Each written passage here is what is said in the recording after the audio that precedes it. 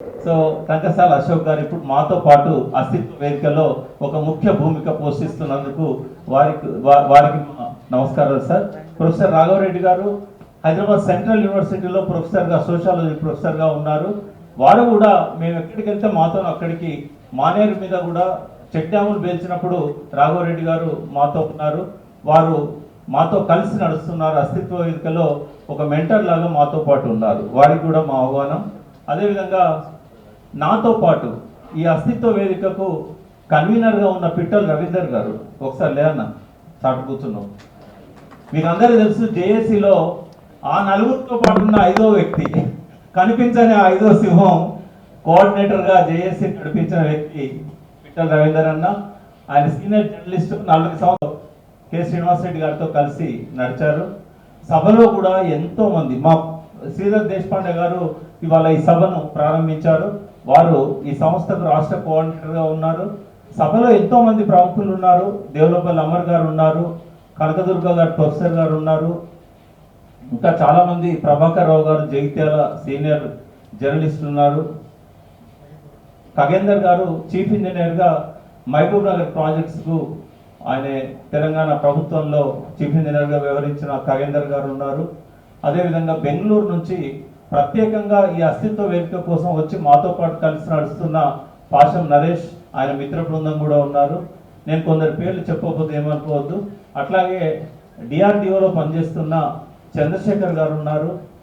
ఇంకా పెద్దలు చాలామంది సభలో ఉన్నారు. వారందరికీ కూడా మా ఆహ్వానం. 2 మాటలలో క్లుప్తంగా చెప్తాను. కొంతమంది ఏమో ఇది రైట్ టైం అస్తిత్వ వేదిక ఏర్పాటు చేయడానికి అన్నారు. కానీ నా మటుకు నాకు అనిపిస్తుంది 12 ఏళ్ళు ఆలస్యమైందని అనిపిస్తుంది. ఎందుకంటే తెలంగాణ అస్తిత్వం అనేది, తెలంగాణ రాకముందు తెలంగాణ ఉద్యమంలో ఆ అస్తిత్వం కోసం కొట్లాడినాం మనం. దాన్ని అస్తిత్వ పోరాటం అని అన్నాం. గదర్ గారు ఎప్పుడు వచ్చినా కూడా ఒక స్లోగన్ ఇచ్చేవాడు, మా నీళ్లు మాకే, మా నిధులు మాకే, మా భూములు మాకే, మా ఆత్మగౌరవం మాకు కావాలి అని. ఇవన్నీ అస్తిత్వ నినాదాలు అని ఇచ్చాం. తెలంగాణ వచ్చిన తర్వాత ఉద్యమ రథసారథే ముఖ్యమంత్రి అయింది కాబట్టి కొద్దిగా రిలాక్స్ అయినాం. పర్వాలేదు, ఆయన అన్ని బాగానే చేస్తాడు, ఎందుకంటే ప్రజల ఆకాంక్షలు తెలిసిన వ్యక్తి, చాలా వరకు చేశాడు. నాకు మెంటర్గా నేను గౌరవించే వ్యక్తులలో ఫస్ట్ దేవులపల్లి వెంకటేశ్వరరావు నిజాం సాయుధ పోరాటం, నిజాంకు వ్యతిరేకంగా భూమి కోసం సాయుధ పోరాటం చేసిన వ్యక్తి అయితే, రెండవ వ్యక్తి జయశంకర్ సారు. ఎవరు ఒప్పుకున్నా ఒప్పుకోకపోయినా నా మీద కేసీఆర్ గారి ప్రభావం బాగా ఉంది. ఎందుకంటే 6 నెలలు సహవాసం చేస్తే వారు వీరైతారని చెప్తారు. దాదాపు 20 ఏళ్ళ సహవాసం మాది. కాబట్టి తప్పకుండా ఆయన ప్రభావం నా మీద ఉంది. ఆయన చేసిన చాలా మంచి పనులు ఉన్నాయి. కానీ అస్తిత్వానికి కూడా ఆ సమయంలో కొంత విధ్వంసం జరిగిందని నేను భావిస్తున్నా. ఒకటి, ఇసుక యథేచ్ఛగా తోడుకోవడానికి అనుమతులు ఇవ్వడం అనేది, అది నదికి ఒక ఆక్సిజన్ లాంటిది. ఇసుక మనకి ఎట్లయితే గుండెకాయ ఉందో లంగ్స్ ఉంటాయో, లంగ్స్ అనేది మనిషికి ఎంత ముఖ్యమో, ఇసుక అనేది నదికి కానీ జలాశయాలకు కానీ అంత అవసరం అది. ఎందుకంటే భూగర్భ జలాలు పెరిగేదే దాంతో, ఇసుక లేకుంటే భూగర్భ జలాలు పెరగవు. అదేవిధంగా ఆ భూగర్భ జలాలు లేకపోయినట్టయితే నదులు ఎండిపోతాయి. ఎందుకంటే అప్స్ట్రీమ్లో పైన జలాశయాలలో నిండా నీరు ఉండి ఇసుక ఉండి భూగర్భ జలాలు పెరిగితేనే కింద మనకు ఊటలు అవుతాయి. ఇవాళ మూసీ నది ప్రక్షాళన కోసం కాళేశ్వరం నుంచి నీళ్లు తీసుకురావాలంటారు, మేడిగడ్డ దగ్గర నుంచి. కానీ అనంతగిరి, పరిగి ఏరియాలో పారే ఈసా, మూసీ నదులను కనుక మనము వాటర్ కన్జర్వేషన్ మెథడ్స్ ఉపయోగించినట్టయితే, జల సంరక్షణ విధానాలు అవలంబించినట్టయితే హైదరాబాద్లో మనకు గ్రౌండ్ వాటర్ అనేది బాగా పెరుగుతుంది. ఎందుకంటే అప్స్ట్రీమ్ అది మనకంటే 100 అడుగుల ఎత్తున ఉన్నది. అట్లా ఈ జలాశయాలన్నీ కూడా మనం కాపాడుకోవాల్సిన అవసరం ఉంది. అటువంటి ఇసుకను యథేచ్ఛగా 12 ఏళ్ల నుంచి కూడా తోడుకుంటూనే ఉన్నారు. ఇప్పుడైతే ఏకంగా చెక్ డ్యామ్లను పేల్చేసి, మేడిగడ్డ లాంటి బ్యారేజ్లను పేల్చేసి ఇవాళ ఇసుకను తోడుకుపోతూ ఉన్నారు. కాబట్టి ఇది తెలంగాణకు ఖచ్చితంగా విధ్వంసమే, నదులకు కూడా ఇది ఒక విధ్వంసమే. అదేవిధంగా గుట్టలు, మనము ప్రకృతిని మన ఇష్టం వచ్చినట్టుగా నాశనం చేసే హక్కు మనకు లేదు. We are guardians. మనం 4 రోజులు బతికుండి పోయేవాళ్ళం. ఎప్పటి నుంచో ఉన్న గుట్టలు, 4.5 కోట్ల సంవత్సరాల నుంచి ఉన్న గుట్టలు.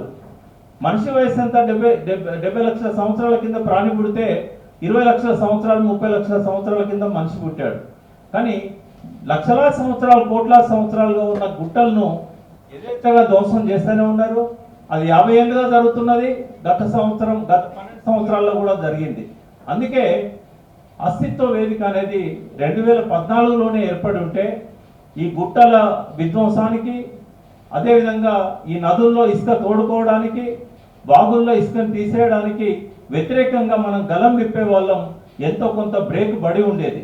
కాబట్టి late is better than ever అంటారు. ఆలస్యంగానైనా ఇవాళ మనం సమావేశమై ఈ కార్యక్రమాన్ని ముందుకు తీసుకెళ్తున్నాం. ఇంకొక 2 మాటలు చెప్పి నేను ముగిస్తాను. తెలంగాణ అస్తిత్వ వేదిక ఏం చేస్తుంది? అందరూ అనుకుంటారు ఇది రాజకీయాలు, మన మీద తేజస్వి సూర్య లాంటి వాళ్ళు మాట్లాడిన మాటలకు, ఆంధ్రలో ఉన్న కృష్ణదేవరాయలు లాంటి ఎంపీ పార్లమెంట్లో మనం నిందించినందుకు తప్పకుండా గొంతు విప్పుతాం, వాళ్ళని నిలదీస్తాం, ప్రజలతోని వాళ్ళని నిలువరిస్తాం. కానీ అంతవరకే పరిమితం కాదు అస్తిత్వ వేదిక. ఒక ముఖ్యమైన విషయాన్ని నేను చెప్తాను. ఇక్కడ జీవన విధ్వంసం జరుగుతూ ఉంది. జీవన విధ్వంసంతో పాటు ప్రకృతి విధ్వంసం జరుగుతూ ఉంది. ప్రకృతి విధ్వంసంతో పాటు మన శరీర విధ్వంసం జరుగుతుంది, మన మేధస్సు విధ్వంసం జరుగుతూ ఉంది. ఈ 4 అంశాల మీద 2 నిమిషాలు మాట్లాడతాం. ఒకటి, ప్రకృతి విధ్వంసం మనందరికీ తెలుసు. కన్న తల్లిలా భావించే నదుల్లో మలమూత్రాలను వదిలేస్తే పర్వాలేదు, కానీ విష పదార్థాలను, కెమికల్ ఏవైతే రసాయనిక పదార్థాలను ఇక్కడ ఫార్మా ఇండస్ట్రీస్ కావచ్చు, ఎరువుల కంపెనీలు కావచ్చు, పురుగు మందుల కంపెనీలు కావచ్చు, భయంకరమైన విషయాన్ని ఇవాళ నదులలో వెదజల్లుతూ ఉన్నారు. కేవలము నీళ్లు మాత్రమే కాలుష్యం అయితే లేవు, వాటి పర్యావరణం మొత్తం, అంటే బయోడైవర్సిటీ అంటాం, జీవవర్ణం. నది అనేది మన ఒక్కరి కోసమే కాదు.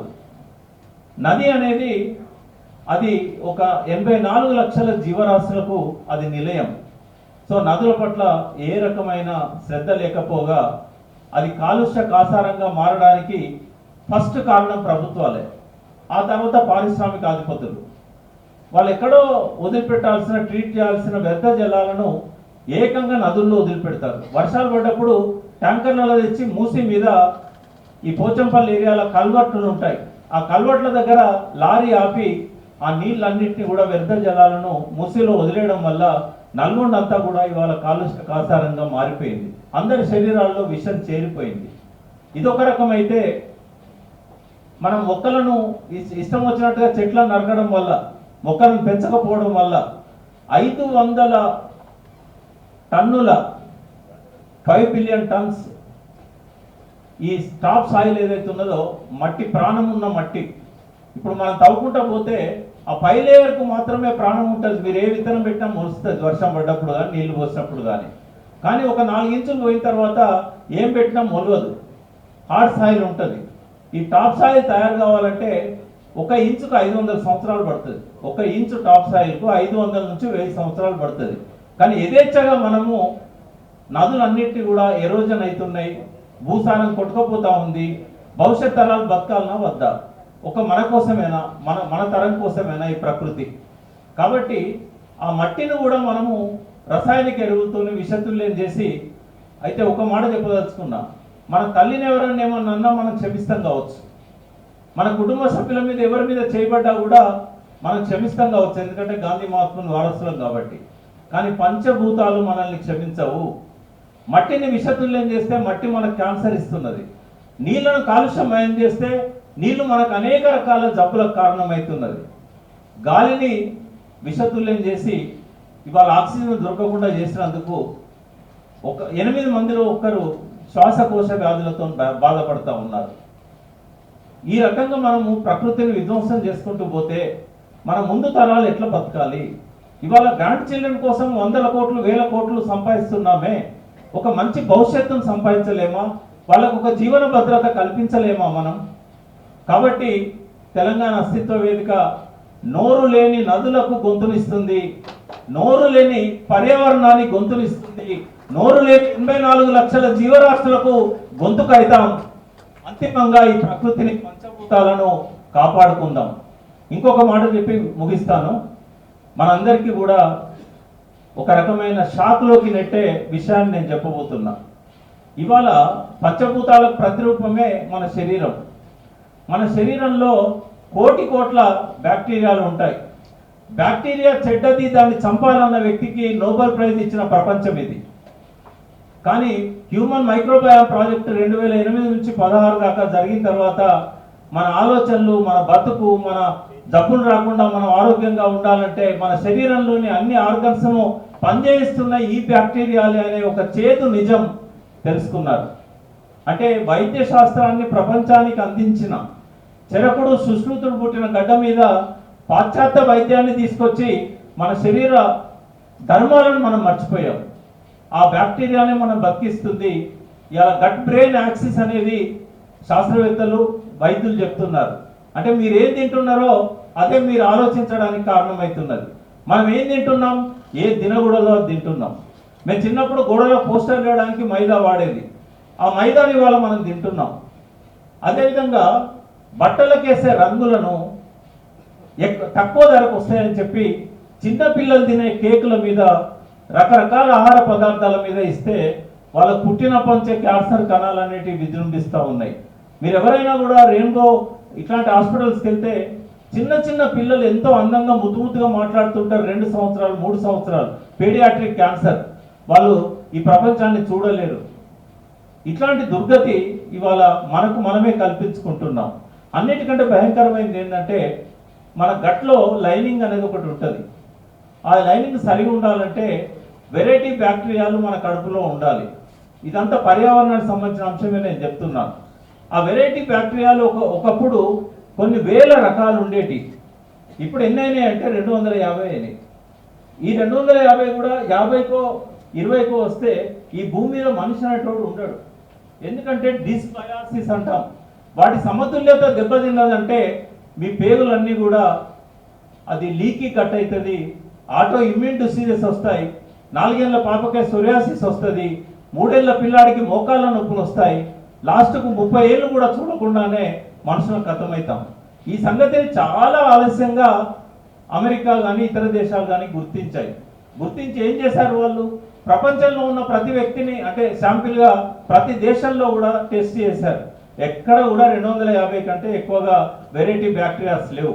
బ్యాక్టీరియాల నంబర్ ఏమో కోట్లు ఉన్నాయి, కానీ వెరైటీస్ లేవు. వెరైటీస్ లేకపోతే అవి పనిచేయవు. ఒక ఆడ ఒక మగ ఉంటేనే ఈ ప్రకృతి, ఈ జనాభా అనేది జరుగుతూ ఉంటుంది. కాబట్టి 2 రకాల పేర్స్లో ఉండకపోతే గట్ బ్యాక్టీరియా అనేది పనిచేయద్దు. దాన్ని డిస్బయాసిస్ అంటాం. మరి ఇప్పుడు వాళ్ళు ఎక్కడెక్కడ వెతుకుతున్నారు ఆ పోయిన వెరైటీల కోసం? ఆదివాసీలలో పోయి వాళ్ళ మోషన్ను టెస్ట్ చేసి అందులో ఎన్ని రకాల బ్యాక్టీరియాలని చూస్తే చైనాలో, జపాన్లో మాత్రమే 1250 రకాల బ్యాక్టీరియాలు దొరికాయి. అది ఎట్లా మరి తీసుకోవాలి? వాళ్ళకి స్పెషల్ టాయిలెట్స్ కట్టించారు. వాళ్ళు మోషన్ పోతే డబ్బాలలో దాన్ని నెల రోజుల తర్వాత తీసుకొని పొడిగా అయిన దాన్ని మళ్ళీ లాబొరేటరీలోకి తీసుకెళ్ళి బ్యాక్టీరియాను సపరేట్ చేసి -70 degrees దగ్గర ఫ్రీజ్ చేసి హాంకాంగ్లో స్టూల్ బ్యాంక్స్ అని పెట్టారు. అంటే ఇవాళ మనం ఏ స్థాయికి దిగజారామంటే చైనాలో ఆదివాసీల మోషన్లో నుంచి బ్యాక్టీరియాను లక్షలు పోసి కొనుక్కునే స్థాయికి వచ్చాం. అది పొందామన్నా మన శక్తి చాలదు, హాల్లో ఉన్న ఎవరి శక్తి చాలదు, లక్షల్లో ఉంటాయి. అవి మళ్ళీ మనం కడుపులోకి క్యాప్సూల్స్ లాగా వేసుకోవాల్సిన దుర్గతిలోకి నెట్టబడ్డాం. ఇది జీవన విధ్వంసం, శరీర విధ్వంసం, మేధస్సు విధ్వంసం, పర్యావరణ విధ్వంసం. 4.5 కోట్ల సంవత్సరాల కింద పుట్టిన బ్యాక్టీరియాల జాతులను సర్వనాశనం చేసే హక్కు మనకు ఎవరిచ్చారు? కాబట్టి ఇట్లాంటి అంశాల మీద కూడా అస్తిత్వ వేదిక రీసెర్చ్ టీం అనేది ఒకటి ఏర్పాటు చేసి పనిచేస్తుంది. ఇది ప్రకృతికి సంబంధించి, పర్యావరణకు సంబంధించి, మన వనరులకు సంబంధించి, మన జీవన విధ్వంసానికి సంబంధించి అన్ని విషయాలలో కూడా తన గొంతుని ఇస్తుందని చెప్పి మీకు అందరి ముందు సభకు నేను తెలియజేస్తున్నాను. ఇలా చెప్పుకుంటూ పోతే సమయపాలన నేనే పాటించకపోతే స్పీకర్స్ పాటించే అవకాశం లేదు కాబట్టి ఇప్పటికే ఎక్సీడ్ అయినా. Thank you for giving this opportunity. So ఇప్పుడు పిట్టల రవీందర్ గారు తెలంగాణ అవగాహన పత్రం, అంటే తెలంగాణ అస్తిత్వ వేదిక అవగాహన పత్రం గురించి చదవడానికి టైం సరిపోదు కాబట్టి క్లుప్తంగా ఎక్స్ప్లెయిన్ చేయాలని చెప్పి కోరుతున్నాను. Thank you.